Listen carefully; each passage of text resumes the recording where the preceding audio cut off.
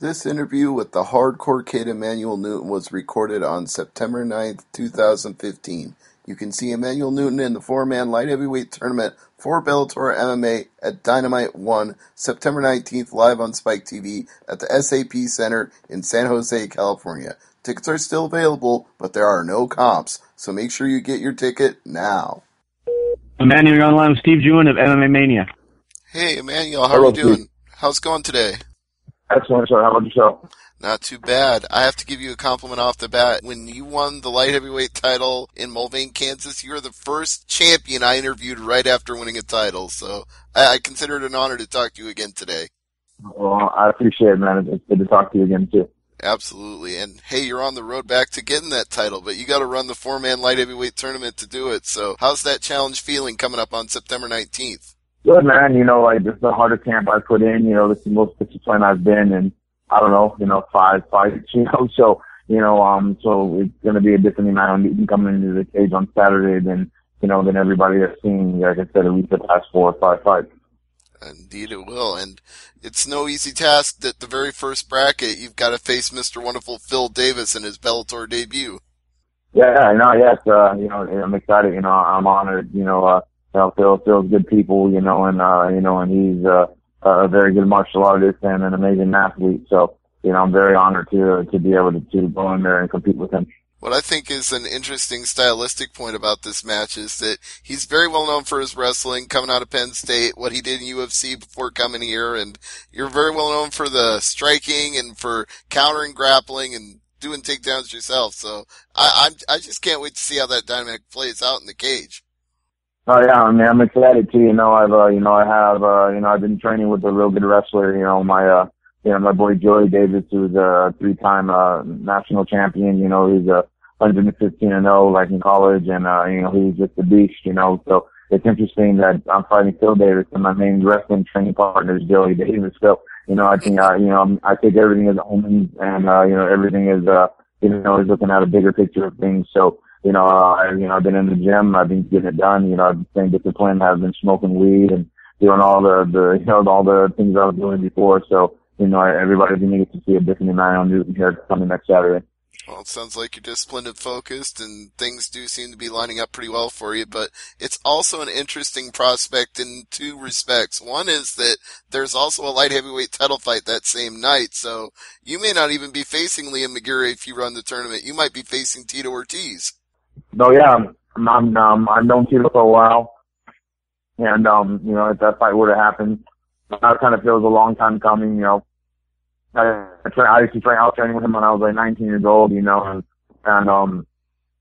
always looked up to the man, so it'd be an honor to fight him too, if he takes out Liam and when I get past the tournament. If it does end up being Liam, that's great. And if it ends up being Tito, that's great. But then on the other side of the bracket, before you even get to that point, there is every possibility you could wind up facing King Mo for a 3rd time. Yeah, Trinity, 3 times, 3 strikes are out. I wouldn't mind that happening either. So, like I said, that's why I love the world of MMA. I love Bellator and, how they set all this up and, how they put the matchups together because it makes for a very interesting, adventure, not just for the fans, but, for the fighters too.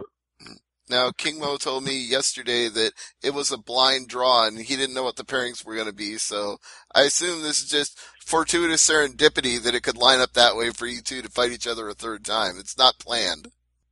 Oh yeah. I kind of figured, like that's what would happen, me and my whole universe thing. So I kind of figured, that's what they would want. So because that's what they would want, that's what would end up happening. That's what ended up being pulled out of the hat, Well, he certainly seems to want that fight. I mean, he's got a tough test with Linton Vassell, so there's no guarantees there. But he said, I'll try to paraphrase this in a nicer way than he did. He said, if it happens, I'm going to F him up.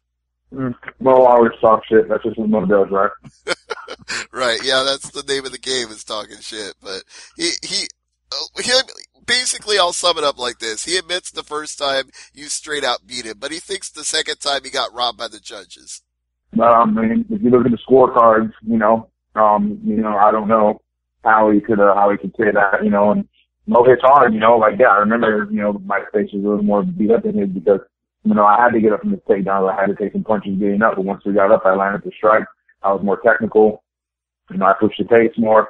So, you know, and, you know, it was 5 rounds, you know, like I said, at least know I won 3-2, if you want to say it like that. But, you know, it is what it is, you know, the past is in the past, and usually people that dwell on the past and worry and think about the past all the time, those are the ones that never get ahead, you know, because they're stuck in the past. And I also think it kind of goes with your reputation of being the hardcore kid that you take a few lumps in the fights, because all those title fights, you had all those title defenses. You got beat up a little bit, but you always won the fight up until Liam McGeary. You were figuring out ways to take a beating and still come back and win the fight. No, yeah, I think sometimes I have to shed blood first in order to receive my victory. So, you know, it's all good and doesn't matter to me, you know. I have a lot of little nicks here and there on my face, a lot of scars from a lot of battles. So, you know, sometimes they get opened up, in these fights. But, you know, it's all good. You know, I see blood, you know, and, I see red, and, you know, it takes me to another point. So, you know, if I need to bleed again, I'll bleed again. No big deal to me. Well, if it gets you out of the tournament, though, that might be a problem. You know, there are light heavyweight tournament fail-safe backup plans in case somebody gets knocked out who advances but is injured or cut. So are you worried about maybe not trying to get cut this time around just so you don't lose your spot? Yeah, I mean, that's what I need to happen. So, you know, I think that's what the universe will give to me. In fact, I'm going to say it, I know that's what the universe will give to me, you know. It'll give me, a good first round finish. You know, no cuts, no injuries, so that I can go on nice and fresh into the second round and take on Mo or Linton, you know, whoever stands there. Now, earlier on in the conversation, you mentioned that you're doing everything right for this fight. You're putting in the extra camp and you're not smoking weed. And I know that you did test positive after the title loss, but is that something that you feel like played a factor, or is it just something that you just feel is a change in your lifestyle? I definitely think it's something that played a factor. You know, I'm kind of more of a passive, non-aggressive guy anyway. So when you tend to smoke weed, I think it makes you a little more passive, non-aggressive, and then then it was also, I think I was showing, the universe, showing God, that I wasn't worthy of holding that belt anymore, because, Linton, because Liam, he trained his ass off and he gave up a lot of things. So who am I to take away from the man's hard work, so all respect to Liam. And now I'm in that same boat. I've given things up. I've done things right, and I know it's going to show here next Saturday.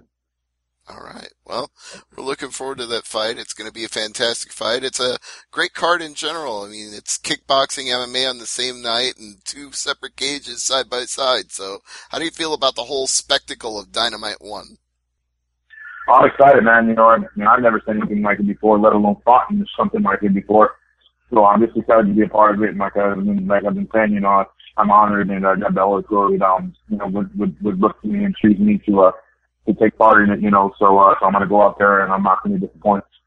Indeed. So we look forward to September 19th and the 4-man light heavyweight tournament, all leading up to the winner of that tournament facing either current champion Liam McGeary or his top contender Tito Ortiz. We'll see how that plays out. But before I wrap it up, Emanuel, I want to thank you again for the time today. A pleasure as always, and give you the chance to throw out any plugs, sponsors, and of course, social media mentions that you'd like.